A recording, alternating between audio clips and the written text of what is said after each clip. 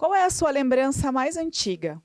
É da sua infância, do lugar onde você morava? E quanto à memória da sua família? Quem são as pessoas, as coisas, as palavras que contam essa história? Começa agora mais um Multiversos, o programa de arte e cultura da PUC Paraná, em parceria com a TV Evangelizar. E hoje a nossa conversa é sobre direito à memória.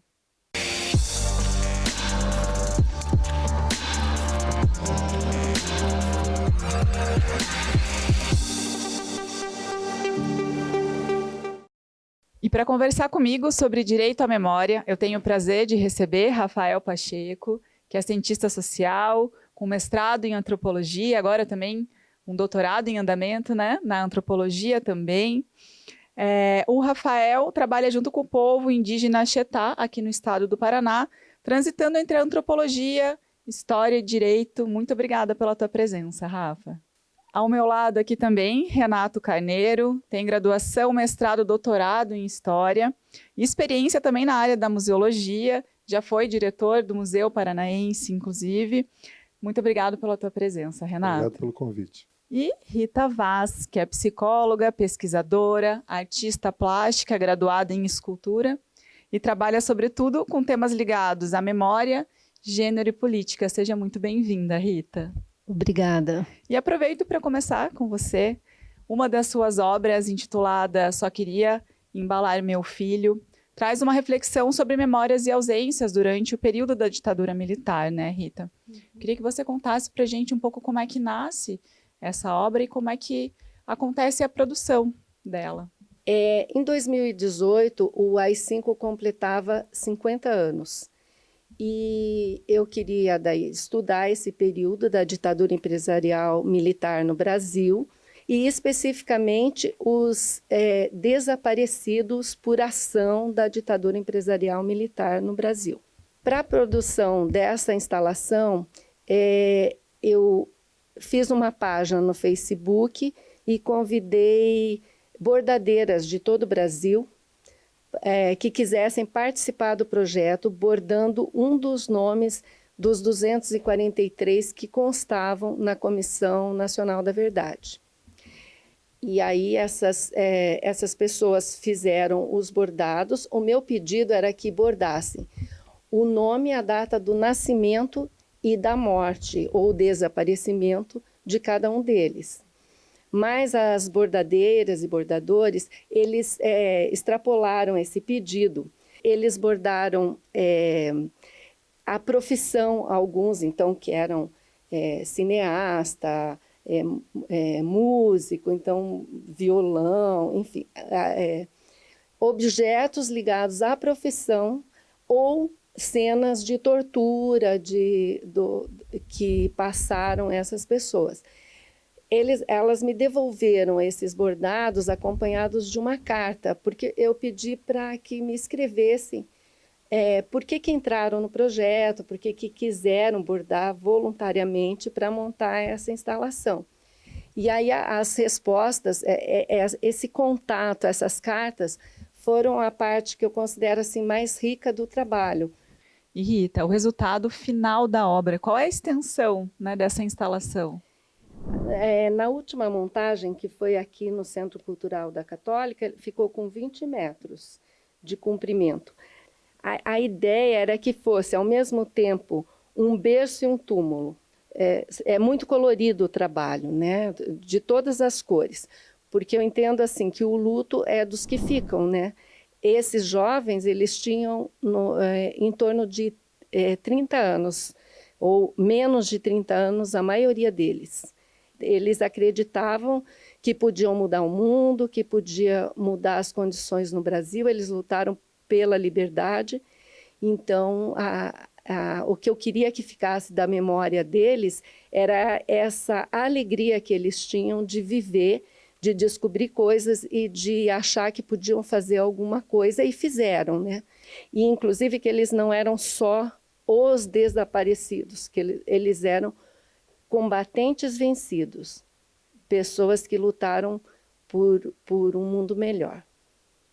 Com certeza uma conversa forte, mas muito, muito necessária ainda hoje, né? Renato, a gente começa, né, com a Rita falando sobre esse direito à memória, ali na época da ditadura militar aqui do Brasil. E eu te pergunto, né, não é uma discussão que é familiar para todo mundo, né? Então, minha pergunta para você é, quando a gente está falando de direito à memória, a gente está falando sobre o quê? A gente está falando sobre cidadania, a gente está falando sobre pertencimento, né? E eu acho que tem duas vertentes que a gente pode explorar nesse sentido. Uma é essa que a Rita falou, e falou muito bem, da questão de que as pessoas são rotuladas como desaparecidas e não têm a memória dessas pessoas, né? E elas têm direito a que nós os reconheçamos, que as famílias também têm esse direito, né?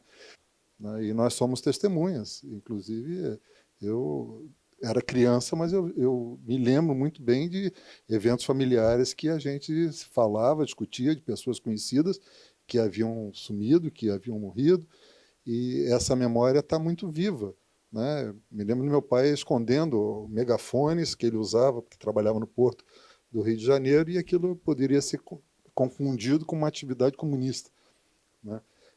Então, essa memória do que existiu de fato, a gente mantém isso vivo porque ela existiu. E a outra vertente, que eu acho que é importante, e na área de história e museologia, é que as pessoas também elas têm o direito à memória e têm o direito a se verem representadas nos museus, no livro, na literatura, nas artes, na música, porque senão parece que o Brasil é um país, principalmente aqui do Sul, né? Existe um mito de que o Paraná Curitiba é a cidade mais europeia do Brasil, e nega-se a presença do negro, nega-se a presença de mulheres, nega-se a presença de pobres, tá? A periferia, a cidade modelo que se quer é aquela cidade branca, masculina, tá? Rica e descendente de europeu, como se os descendentes de europeu que aqui vieram fossem muito ricos e muito empoderados. Não era isso, a gente sabe que não, eles vieram fugidos de uma situação, né, de guerra, de fome na Europa do século XX. E os nossos museus e a nossa arte pouco representa isso, né? Inclusive, quando eu tive a oportunidade de dirigir o Museu Paranaense, de 2011 a 2018, era uma das questões que se colocavam. Praticamente não existiam quadros de personagens femininos, né? Poucos quadros, ou quase nenhum, de personagens negros, né? De personagens indígenas, é como se eles só tivessem vivido no passado e não existissem indígenas hoje. Quer dizer, essa ideia de que você tem um museu e o museu coloca o que é o povo é muito falha, mas a gente acostumou-se a pensar de que ser Paraná, ou ser brasileiro, ou ser, enfim, latino-americano é apenas uma determinada figurinha, né? E não, nós somos diversos. Direito à memória é muita coisa, né? A gente vai continuar daqui a pouco essa conversa, para o Rafael também poder contar dessa experiência com os indígenas Chetás aqui do Paraná. Mas o Multiversos vai para um rápido intervalo. Daqui a pouquinho a gente está de volta.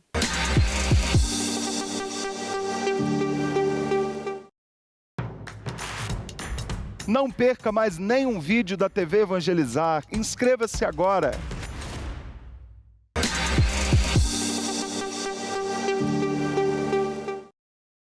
O Multiverso está de volta e hoje a nossa conversa é sobre direito à memória. Rafael, a tua pesquisa com os Chetás é bastante extensa. Explica para a gente um pouquinho como é que tem sido essa tua trajetória de pesquisa e como é que isso se conecta também, né, com o nosso tema de hoje, que é o direito à memória. Meu trabalho de pesquisa com o Chetá, na verdade, ele vai ser um fragmento dentro de uma longa trajetória, né, que envolve diversos pesquisadores, antropólogos, sobretudo, já desde os anos 50, pelo menos, né? E a minha pesquisa com os Chetá, ela é totalmente conectada com o direito à memória, porque ela decorre disso, né? Eu tive a oportunidade de trabalhar como pesquisador para a Comissão Nacional da Verdade, em 2014, compondo uma rede da sociedade civil, né, que se organizou para contribuir com o grupo de trabalho, e foi a minha primeira pesquisa sobre o Chetá, né? Um relatório sobre caracterização das graves violações de direitos humanos que eles haviam sofrido no período em que a comissão pesquisava, né? E aí, depois de entregue o estudo para a CNV, o relatório foi publicado, e aí eu fui até o Chetá, levando uma cópia desse documento, né? Para que eles conhecessem que estavam sendo relatados e também teriam direito, né, à reparação, enfim, por conta daquele documento, e propus da gente fazer uma pesquisa que aprofundasse aqueles temas. Então eu cheguei lá na terra indígena para conhecer os Chetá e fazer essa pesquisa em memória, né, que fosse focada em como os Chetá, tanto as gerações vítimas diretas como os Chetá, as gerações atuais, estavam vivendo ou enfrentando os legados sociais das violações de direitos humanos, né? Rafael, a história dos Chetás aqui no Paraná é uma história, né, muito, muito difícil. Queria que você comentasse ela, se possível, né, de forma mais resumida, para quem ainda não conhece. Sim, então, o povo Chetá, ele é considerado o único povo, o último povo indígena que foi contatado no sul do Brasil, né? Então, imaginem vocês um povo indígena cujas comunidades eram isoladas, vamos dizer assim, consideradas isoladas até os anos 50, né? Que é ontem, tem bem pouco tempo. E em tão pouco tempo, né, os Chetá sofreram muitas violências a ponto de terem sido considerados exterminados também, né? É um povo que foi estimado por estudiosos, enfim, pesquisadores, no início dos anos 50, uma população entre 250 e 300 pessoas, num período de cerca de 10 anos, né? Na década de 1960, já haviam sido drasticamente reduzidos a entre 8 ou 12 sobreviventes, né, dos quais se tinham notícias. O extermínio dos Chetá, a tragédia dos Chetá, ela é desencadeada a partir do momento em que os territórios tradicionais de ocupação indígena são cedidos pelo governo do estado a companhias privadas de colonização que passam a executar, né, os projetos de loteamentos e colônias na região de Serra dos Dourados por sobre os territórios indígenas, né, sobre as áreas de caça dos Chetá, sobre as áreas de habitação, enfim. Isso gera uma situação complexa em que os Chetá passam a interagir com esses fazendeiros, né? E apesar das intenções amistosas, né, dos indígenas, esses proprietários foram implacáveis, né? Então as aldeias foram destruídas, as casas foram incendiadas, as famílias foram assassinadas com alimentos envenenados, enfim, por tiros mesmo, né?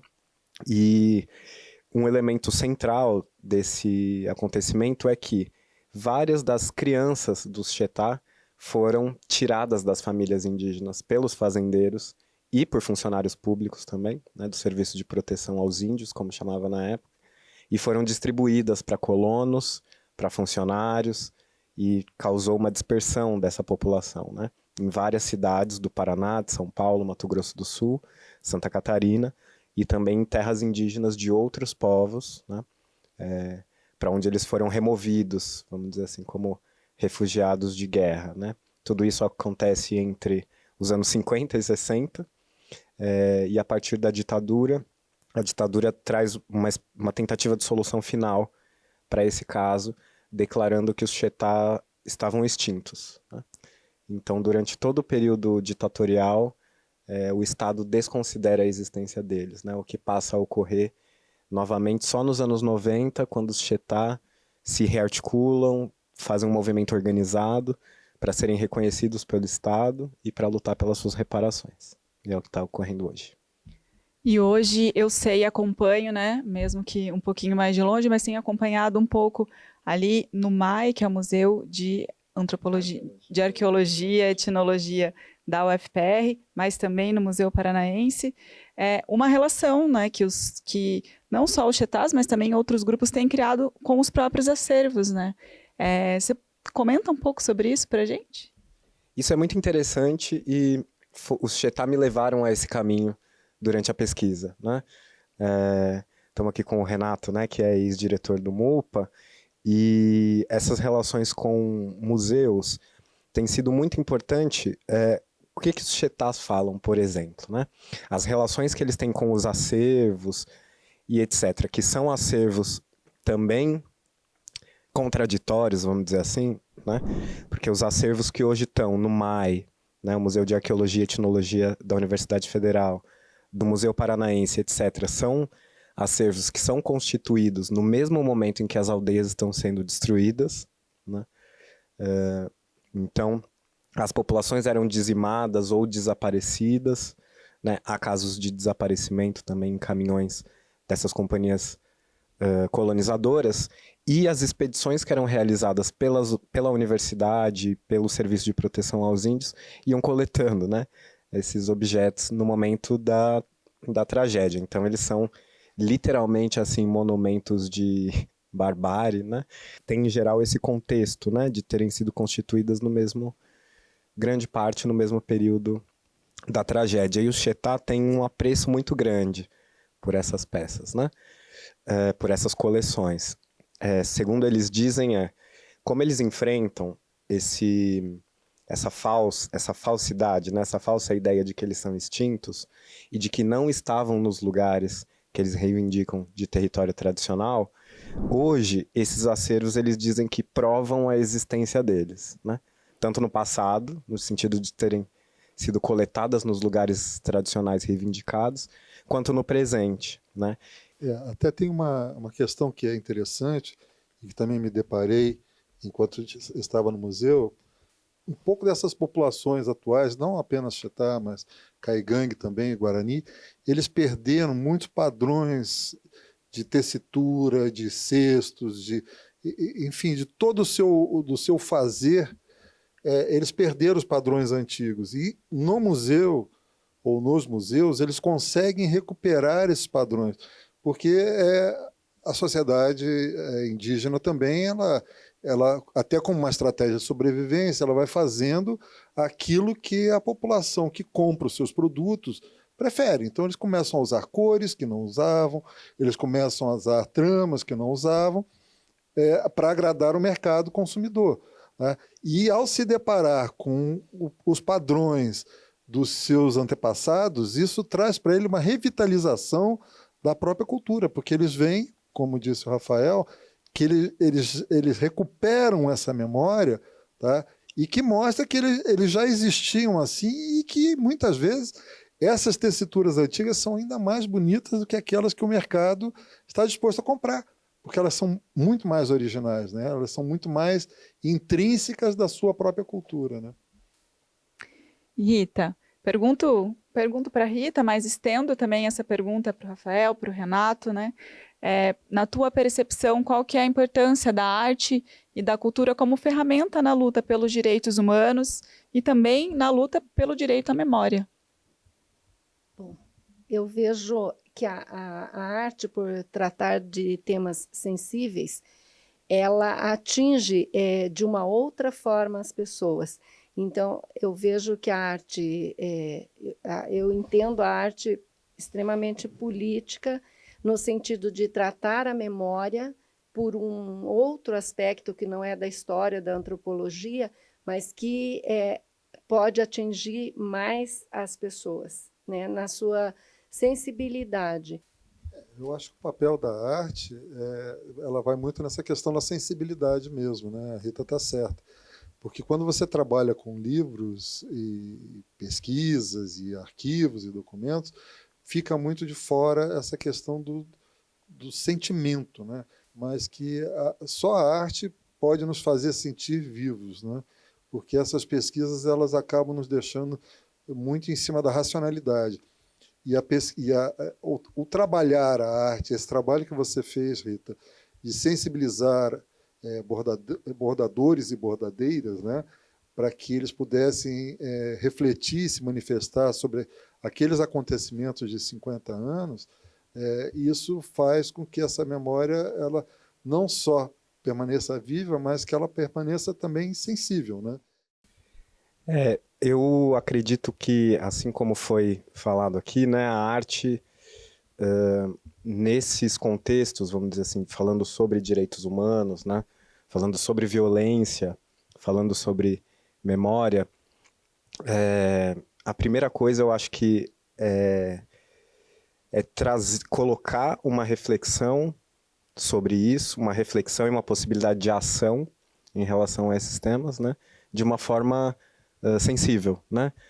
Tanto despertando os sentimentos, mas trazendo a reflexão através dos sentidos, que eu acho que é algo que tá meio é um pouco perdido, né, na sociedade moderna, capitalista, enfim, e com certeza ampliar a difusão, né? O Brasil tem um problema grave, né, que é a memória curta, a falta de memória ou a indisposição, né, à memória.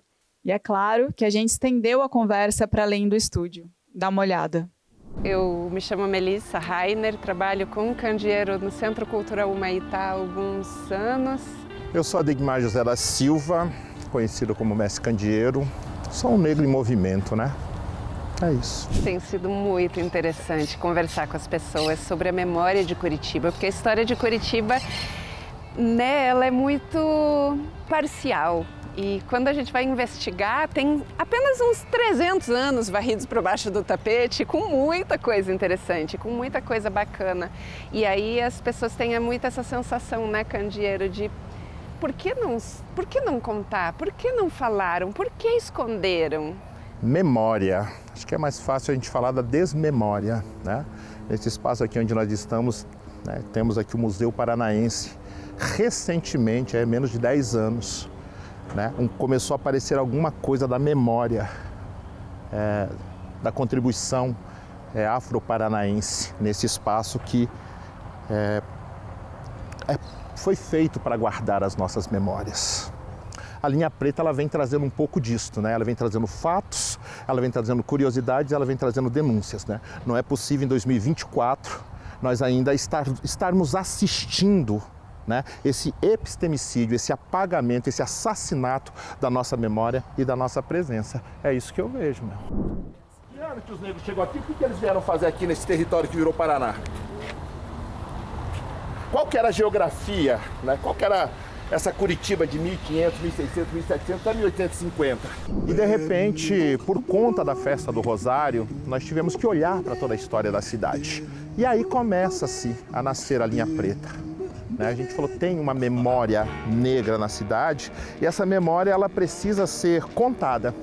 É tanta história, então começar aqui nesse ponto, né? Esse é o ponto mais alto da antiga vila, então a gente está num lugar que é até o ponto mais demorado do passeio, porque tem muita história para contar. A gente está aqui perto do rio onde se tirava ouro na primeira fase de desenvolvimento da vila. A gente tem uma mesquita islâmica, Sociedade 13 de Maio, Sociedade dos Operários. Esse lugar já foi Câmara de Vereadores com leis curiosas, né? As leis nos ensinaram muito sobre a nossa história. Por que proibiram os batuques? Devia ser muito bom, pensa só. E o que são esses batuques, né? Não tem como saber, porque ficou proibido. Então, muito tempo depois, a gente foi achar algumas crônicas, alguns memorialistas que descrevem em detalhes, para a gente poder mergulhar um pouco nesse passado, né? Como é que era a Curitiba do 1600, do 1700, do 1800. Quando a gente sai desse espaço, que tem muita história, a gente vai para a Igreja dos Pretos, a gente passa na Praça Tiradentes, onde fica a antiga matriz, hoje Catedral de Curitiba, e é onde tem pontos importantes também. A linha preta, gente, é importante a gente saber que ela não é um passeio turístico, é uma aula de campo. Não somos os donos da verdade, mas a pesquisa que nós fizemos, ela já traz bastante elementos, né, bastante subsídios para a gente poder questionar essa narrativa. Então é muito importante as pessoas conhecerem, né, quais são as memórias que tem neste lugar. Para algumas pessoas é só um passeio, para nós é muito mais profundo que isso. E consciência negra é conhecimento, então a gente traz esse conhecimento, né, para o nosso povo, principalmente neste ano, né, de 2024, que é o primeiro ano que se comemora, né, um feriado tão esperado, que é o feriado da consciência negra e do rei Zumbi dos Palmares. É isso aí. E nós estamos aqui, sabe, para reafirmar essa importante presença africana, né, dessas diversas etnias africanas, que são etnias fundantes da nossa cidade. Gente, para construir a linha preta foi preciso pesquisar muito, foi estudar muito. E, no entanto, faltava peças. E foi bacana porque, para preencher essas peças que faltavam na nossa narrativa, surgiu a poesia. O nome do poema é Curitiba Afro. E ele veio mais ou menos assim para mim. Um grito engasgado ecoou. E a Curitiba Afro se libertou. Mesmo com o apagamento, a história do negro hoje se revelou ou está se revelando? A Curitiba é negra, Afro Curitiba, e hoje na avenida eu vou louvar meus ancestrais. Eu busco invocar nossa história, reavivar nossa memória na vida e no carnaval. De Zacarias a Rebouças se iniciam caminhos e novos trilhos que construíram a nossa capital. Eu vou falar de Enedina, mulher negra na engenharia com seu toque magistral. Também, eu não me esqueço dos tropeiros. Os trabalhadores eram negros e viviam na capital do carnaval. O Paraná é o estado mais negro do sul. Seu símbolo, uma gralha azul com uma cabeça preta, brilhante e singular. Passado, presente na memória, suas marcas são história deste povo milenar. É só um grito, gente. Rafael, Rita, Renato, muito obrigada pela presença de vocês, por essa conversa tão importante. E você que acompanhou a gente até aqui, muito obrigada pela sua presença e até o próximo Multiversos. Não fecha a conta, a cota é pouco, o corte é fundo. E quem estanca sabe o choque do terceiro mundo. De vez em quando abre a boca sem ser